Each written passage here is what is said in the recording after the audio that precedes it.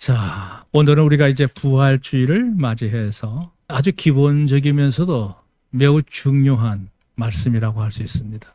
오늘 제목이 그랬죠? 인간의 부활과 참된 소망 그랬습니다. 이건 두 가지 면을 얘기하고 있는 거예요. 첫째 하나는 우리 인생은 이렇게 육신으로 살다가 죽는다고 하는 그냥 우리 인생의 모든 것이 파국이 되는 게 아니라 우리 인간은 다시 부활한다고 하는 확신을 갖는데 1차 목적을 두고요. 두 번째, 이러한 부활이 있다고 하면 우리가 어떻게 살아야 제대로 사는 거냐, 그 점에 대해서 기준이 되기를 바랍니다. 따라합시다. 인간의 부활과 참된 소망. 예수님께서는 서기 30년입니다. 그러니까 AD 30년 4월이죠. 지금 우리 달력으로는 4월 17일입니다만 유대인의 달력으로 말하면 6월절을 시작하면서 이 절기에 맞췄기 때문에 이 부활절이 둘째 주 되기도 하고 셋째 주 되기도 하고 왔다 갔다 하는데요. 어쨌든 주님께서 주 30년에 6월절을 앞두고 골고다 언덕에서 처형이 되시죠. 참 갖가지의 구실을 붙여서 군중들을 선동해가지고 예수님을 십자가에 못 박게 됩니다. 주님께서 그날 아침 9시에 이제 십자가에 달리시기 시작해서 오후 3시에 6시간 만에 주님께서 운명하시게 돼요.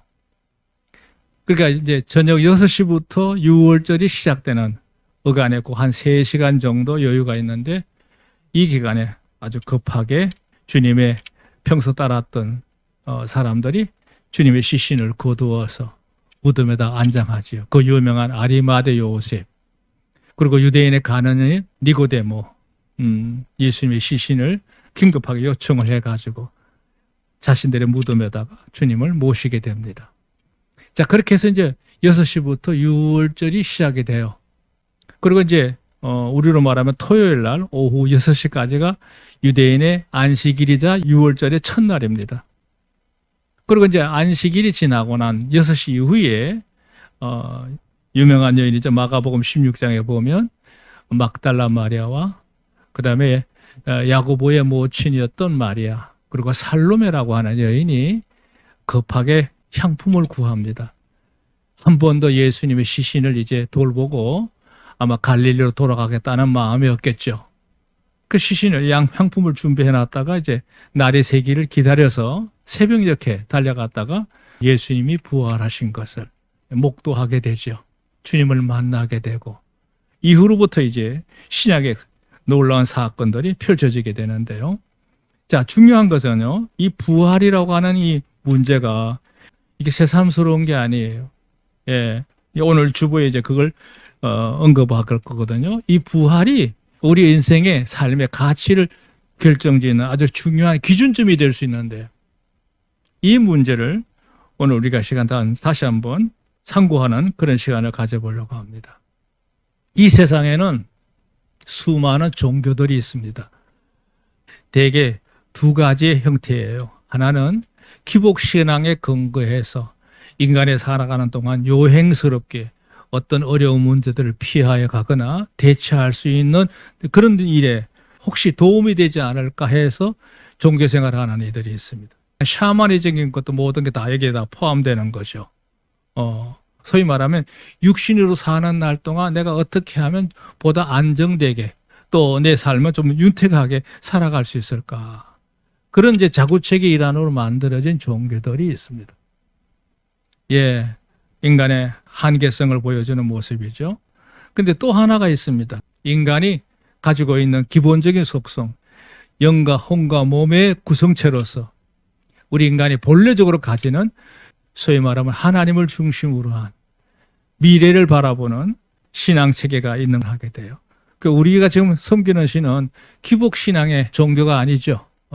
바로 우리 인간의 영혼의 문제를 근본적으로 다루고 있다, 이렇게 말할 수 있어요. 근데 이게 양분화되는 것 가운데 현실을 위주로 하는 그런 체계가 있는 반면에 또 하나는 내세를 바라보면서 준비하는 체계로서의 또 하나의 개념이 있는 거죠.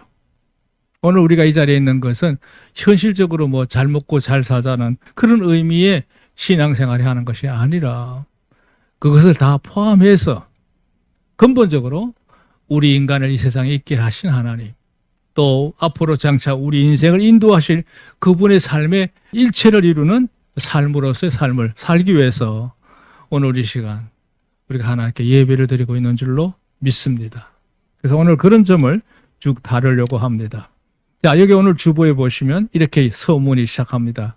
예수님에게 온갖 구실의 제목을 붙여서 6월절이 시작되던 날 골고다 언덕에서 십자가형으로 죽음으로 내몰았던 마귀들, 근본적으로 말하면 마귀들이 그 짓을 한 거죠. 그리고 그들의 앞잡이였던 사람들에 의해서 그 악인들입니다. 그들이 예수님을 결국 자기들 생각대로 계획대로 참으로 온갖 구실을 붙여서 예수님을 십자가에 매달게 됩니다. 막 그렇게 액면적으로 보면 그들이 승리했을 것이라 이렇게 말할 거예요. 하지만 예수님께서는 평소에 누차 예고하셨죠. 늘 말씀하셨어요. 그것이 바로 내가 죽음을 당하지만 사흘 되는 날에 내가 다시 부활할 거다. 그걸 주님이 누차 말씀하셨는데 정말 유대인의 안식일이 지나고 안식 후 첫날, 오늘이죠. 주일이죠. 일요일 오늘 사흘째 된 날에 주님께서 그대로 이루어진 것이죠. 그대로 이룬 거죠. 이게 뭘 의미하느냐? 이는 인간을 위한 하나님의 대속이 완성되었음을 의미할 뿐만 아니라 우리 인간과 다를 바 없는 육신을 가지고 있는 그 예수님께서 부활하심으로 인해서 나도 그렇게 부활할 수 있구나 하는 사실을 깨닫게 하는 절대적인 시작점이 됐다 그랬어요. 이 성경 말씀 그대로 인용하면 예수님이 육신을 가지고 있는 인생의 모습으로서 부활을 이룬 첫 열매가 되시고 우리는 주님을 영접함으로 인해서 그에게 붙은 자다 이렇게 말하고 있는 거죠. 그 옆에 보면 간주에 고린도서 15장 22절 23절 말씀을 옮겨놨는데요. 여기 그랬어요. 아담 안에서 모든 사람이 죽은 것 같이 그리스도 안에서 모든 사람이 삶을 얻으리라. 그러나 각각 자기 차례대로 되리니 먼저는 첫 열매인 그리스도요. 다음에는 그리스도 강림하실 때에 그에게 붙은 자요. 붙었다는 말은 뭐예요? 하나 됐다. 일체가 됐다. 이런 의미예요. 예수님을 영접한 자는 누구든지 주님과 하나 된 줄로 믿습니다. 자, 오늘 중요한 제목은 이거예요. 1대절 보세요. 금생으로부터 내생에 이르는 인생들 그랬습니다. 벌써 이 제목에서 시사하는 바가 있지 않습니까? 우리 인생이 뭐냐? 이 세상에 태어나서 살다가 일정한 연령을 채우고 인생을 끝내는 것으로 사라지고 흩어지는 것이 아니다는 거죠. 우리가 사는 이 육신의 금생뿐만 아니라 여기서부터 출발점이 시작돼서 내생에 이르는 그 삶으로 진행되는 게 우리 인생이다 하는 것을 의미하는 거예요. 욥기에 보면 이 인간의 삶에 대해서 궁금해하는 문제를 다루고 있어요. 사람의 죽음은 과연 이후에 어찌 되는 것인가? 이건 뭐 동서고금 오랜 세월 동안 우리 인간들이 가지고 있는 풀리지 못한 수수께끼였어요. 사람이 결국 태어나서 살다가 육신이 이제 새하얘지면서 죽게 되는데 그렇게 되면 그 모든 게 다 없어지는 거냐? 아닌 것 같거든. 뭔가 이게 있는 것 같단 말이에요. 그래서 사람들은 늘 이 내세에 대해서 궁금해합니다. 궁금해해요. 그 왜 그러냐면 그 전도서 하나님의 모든 것을 지으시되 때를 따라 아름답게 하셨고 또 사람에게 영혼을 사모하는 마음을 주셨느니라 그랬어요. 하나님께서 우리 인간을 지으실 때 인간을 그냥 단순히 육체적인 형태만 갖추고 있는 존재로 지으신 것이 아니라 그 내면 속에 지정의를 이루는 정신세계를 하나님께서 세우시고 또 근본적으로 하나님과 교통할 수 있는 하나님과 하나가 될 수 있는 영의 기능을 하나님께서 같이 넣었단 말이죠. 그리고 인간의 몸은 영과 혼과 몸으로 이루어진 귀한 존재란 말이죠. 아까도 언급했지만 우리가 세상에 존재하는 피조물처럼 그냥 단순히 물고기냐, 동물이냐, 나무나 식물이냐? 아니라는 거죠. 그런 형체로만 지은 게 아니라 우리 인간에게 하나님께서 특별히 하나님 형상대로 우리 안에 하나님과 일체를 이룰 수 있는 요소를 넣어놨기 때문에 사람은 살면서 곰곰이 생각하는 거예요. 아무래도 인생이 이렇게 살다가 맥없이 사라지는 게 아니다 말이죠. 더군다나 사람에게는 다른 그 어떤 피조물에도 없는 양심이라고 하는 선악을 구분하고 선택할 수 있는 자유의지까지 주셨으니까 하나님께서 이렇게 주셨을 때는 뭔가 그에 상응하는 대책이 있단 말이죠. 그게 뭘까? 그게 미래가 아닌가?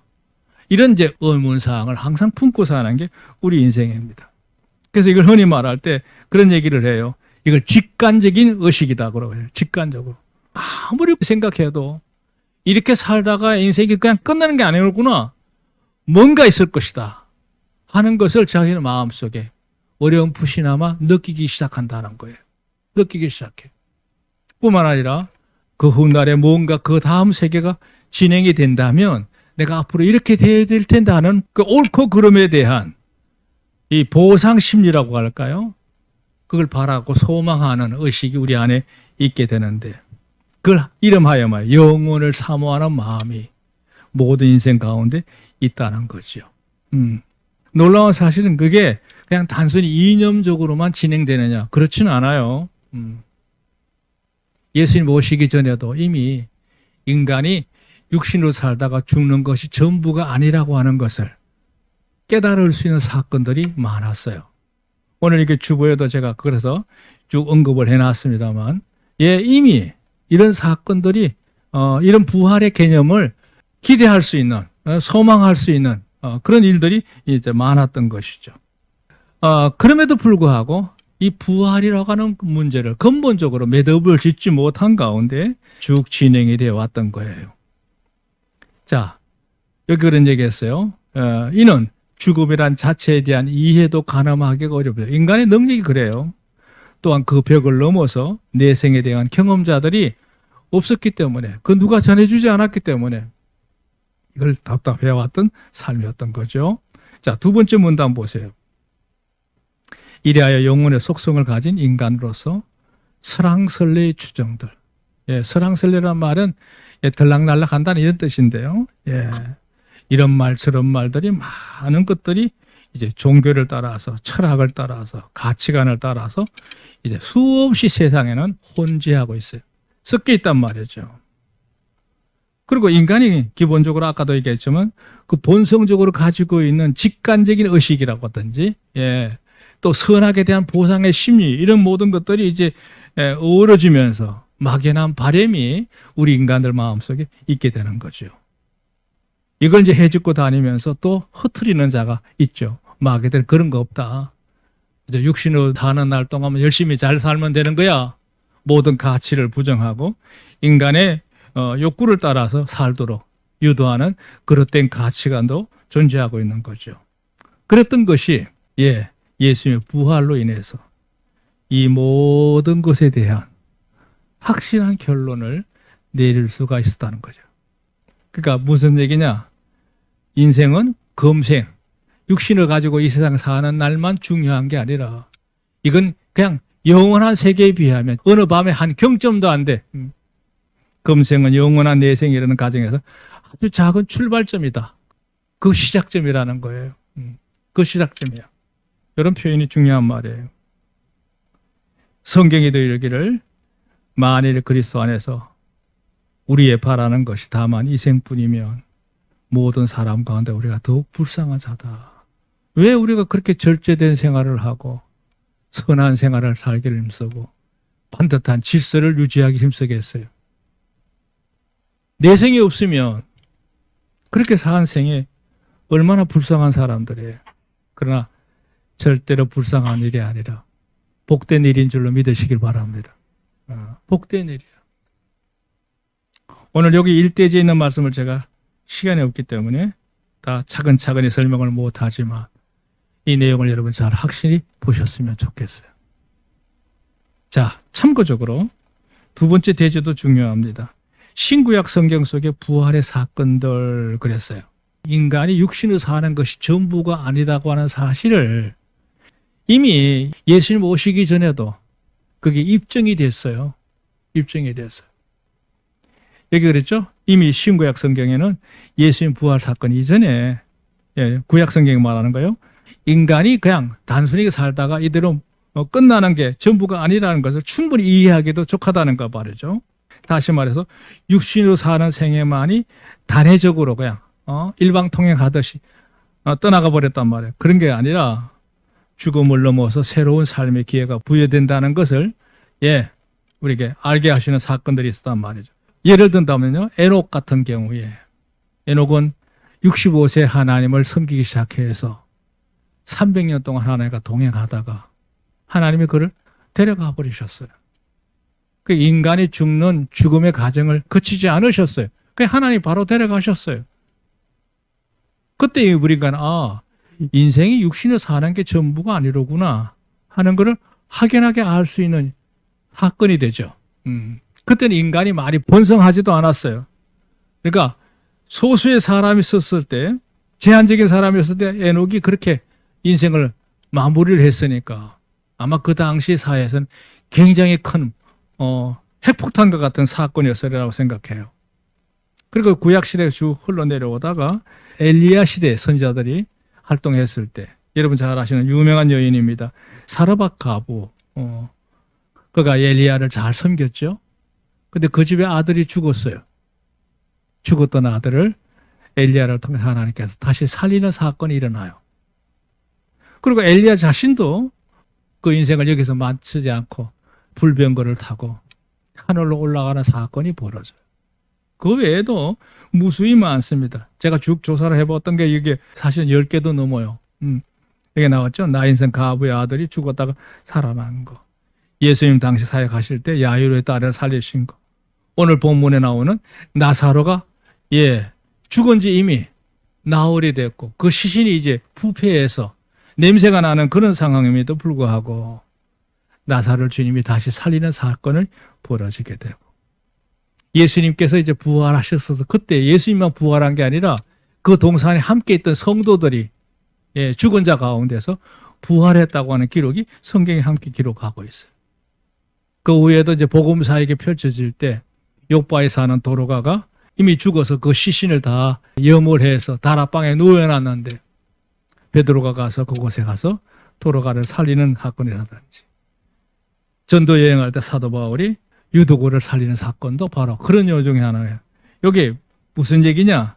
비록 이들이 육신적으로 영원한 삶을 산 것은 아니지만 적어도 죽음 자체가 어떤 것이냐고 하는 것을 확실하게 이해할 수 있는 사건이라는 거죠.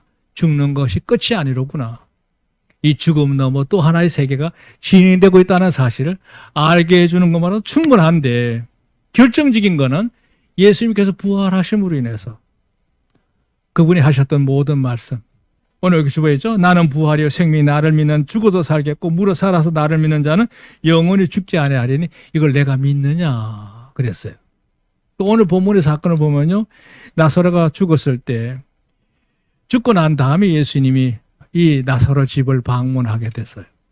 이렇게 말하다가 얘기합니다. 주님 여기 계셨으면 내 오라버가 몸이 회복됐을 텐데요. 이게 안타까움을 얘기합니다. 무슨 말이냐? 내 오라비가 다시 살리라 그랬어요. 그 마르다가 얘기합니다. 이 마르다의 부활 신앙이에요. 압니다. 세상 마지막 때가 되면 내 오라비가 다시 선한 모습으로, 영광된 모습으로 다시 살 것을 믿습니다. 그랬어요? 그때 주님께서 마르다를 향해서 또다시 얘기하는 게 바로 그거예요. 나는 부활이요 생명이니 나를 믿는 자는 죽어도 살아나겠고 물어 살아서 나를 믿는 자는 영원히 죽지 아니하리니 이것을 내가 믿느냐 그랬어요.